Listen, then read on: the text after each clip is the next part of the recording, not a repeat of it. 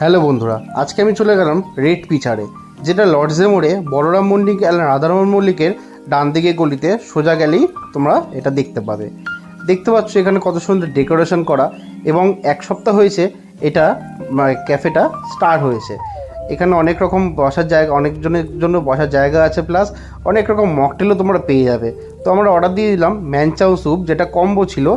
তা ম্যানচাউ স্যুপটা খাওয়ার পর আরও অনেক আইটেম আছে। প্রথমে এইটা আগে টেস্ট করলাম, হেভি খেতে লাগলো। তারপরে চলে এসছে চিলি উইংস এবং চিকেন চিজ মোমো।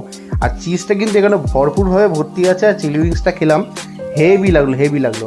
তারপরে চলে আসলো, নিয়ে নিলাম আমি মোমোটা কিন্তু হেভি খেতে লেগেছে, বিশ্বাস করো বন্ধুরা, এত ভর্তি করে চিজ করে আর এত জুসি।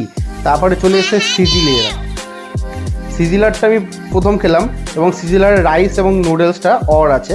তোমরা রাইসও নিতে পারো, আমি নুডলস নিয়েছিলাম। নুডলসটা খেলাম, নুডলসটা মোটামুটি টেস্ট ভালোই পেয়েছি।